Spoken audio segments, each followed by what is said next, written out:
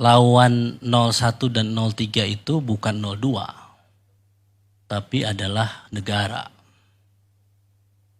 Jadi ini yang menjadi persoalan sejak awal, sehingga menyebabkan lapangan ini menjadi tidak datar.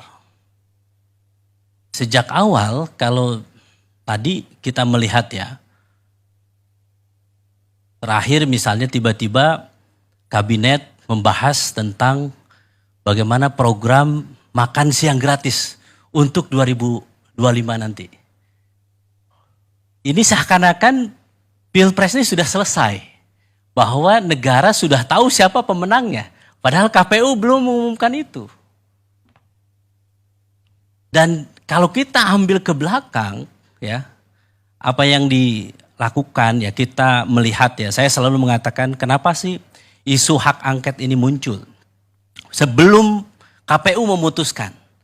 Maka ada 3 hal. Saya kira saya ingin mempertajam tadi yang disampaikan dan kemudian memberikan beberapa klarifikasi terhadap Bang Maman. Yang pertama adalah sejak awal, kenapa saya katakan bahwa lapangan menjadi tidak datar sehingga ada miring. Sehingga kalau lapangan itu miring, kami ini yang di 01 untuk bisa menggolkan itu lebih berat.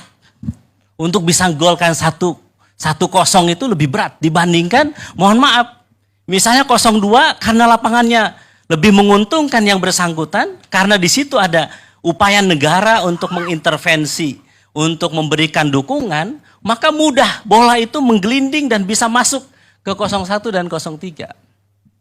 Apa contohnya? Menurut saya intervensi negara di situ yang selalu Mas Ep katakan bahwa ini harus lawan Pak Jokowi.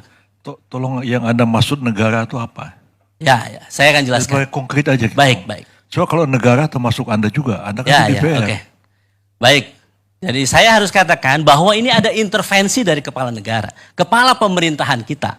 Ya, sejak awal misalnya saya katakan bagaimana MK bisa memutuskan satu keputusan yang kemudian menggolkan seorang anak presiden dan diberikan privilege secara khusus dengan merubah undang-undang. Dan kemudian MK-nya, kepala MK-nya diberhentikan oleh keputusan MK-MK. Dan setelah itu diperkuat oleh DKPP. DKPP mengatakan bahwa pelanggaran terhadap KPU.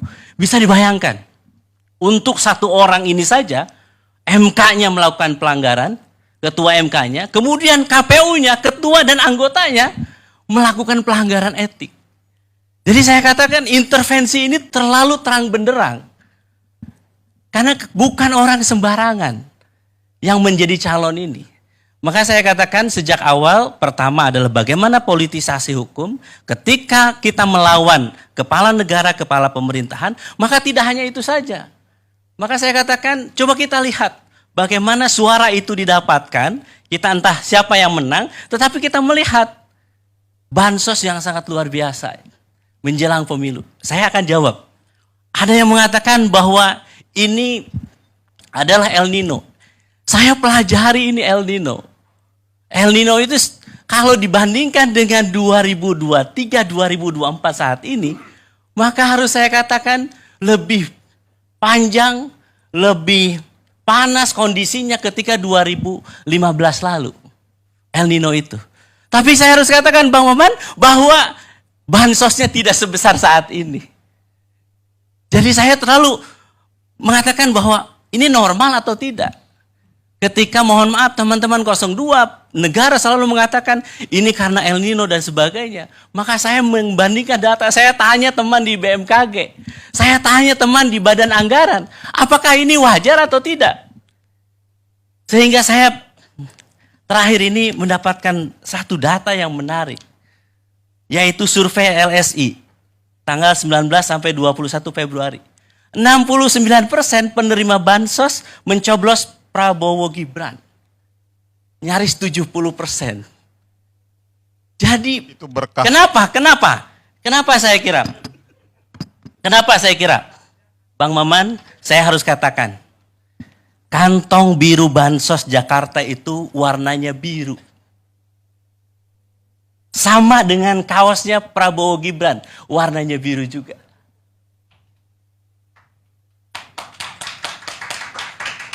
Dan saya menemukan data dan fakta, dan ini sudah ada di Timnas 01, bahwa pembagian bansos juga ada kaosnya juga, ada stikernya juga. Dan yang membagikan adalah aparat. Saya sebetulnya agak kaget yang disampaikan oleh Bang Deddy. Loh, kita nggak pernah ngobrol sebelumnya, tapi apa yang disampaikan oleh Bang Deddy? Kok ada kesamaan dengan di dapil saya? Di Jabar 7.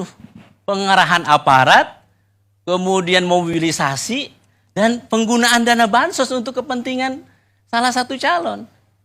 Jadi saya katakan, ini wajar kalau surveinya bisa seperti ini. Bukan karena tiba-tiba orang memilih, oh ini karena mungkin program bansosnya menggelontor, kemudian kami menentang bansos, kemudian yang menerima bansos simpati dengan 02. Enggak, karena memang ada by design. Yang kita lihat, yang kita duga yang itu dilakukan. Itu sebagian ada amplopnya juga tuh, bukan cuma... Betul, saya kaget juga 300.000. Kok, loh nilainya kok sama dengan di dapil saya? Terus cara-caranya memanggil aparat juga kenapa sama? Inilah yang kita saat ini bangun komunikasi. Bahwa ada kesamaan-kesamaan itu di luar dari praktek-praktek yang mungkin, saya mohon harus katakan ya, ketika kasus MK, ada delegitimasi terhadap MK. Kemudian Bawaslu juga demikian. Sebelum MK tadi ya, penyaluran bansos itu melalui kementerian apa? Nah ini yang jadi persoalan. Saya harus katakan, Mensos Risma tak dilibatkan dalam pembahasan bansos. Prof. Yusril, saya sudah menyiapkan jawaban-jawaban dari 02. Karena saya diskusi tentang ini itu sudah panjang. Di berbagai TV. Jadi El Nino saya tahu jawabannya, terus kemudian COVID, termasuk juga semua penyelenggaranya itu saya sudah tahu jawabannya. Saya tambahin sedikit, itu juga kita harus pertanyakan, karena menurut data yang ada di Kemensos, itu kalau saya tidak salah 18 sampai 20 juta penerima. Tapi yang sekarang itu penerima hampir 50 juta orang.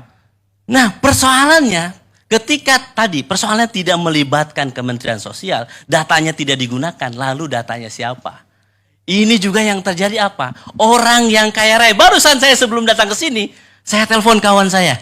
Benar nggak yang menerima orang kaya raya juga? Banyak juga orang yang mampu menerima bansos ini.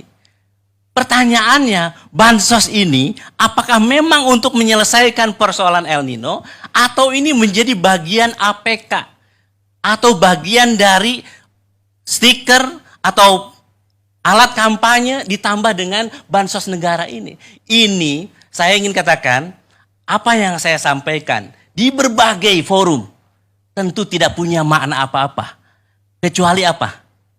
Rakyat menghendaki ada forum terbuka yang lebih transparan untuk membuka ini. Dengan cara apa? Memang salah satunya hak angket. Karena dengan hak itu maka rakyat bisa tahu jawaban-jawaban, kekhawatiran itu. Benar nggak bansos ini dipolitisasi? Benar nggak aparat ini dimobilisasi untuk memilih 02? Benar tidak? Saat ini ketika KPU membiarkan cawapresnya menjadi Gibran tanpa ada PKPU, bisa dibenarkan atau tidak? Jadi sebetulnya banyak pertanyaan-pertanyaan publik yang saat ini ditanyakan dan seharusnya memang ini bisa dijawab.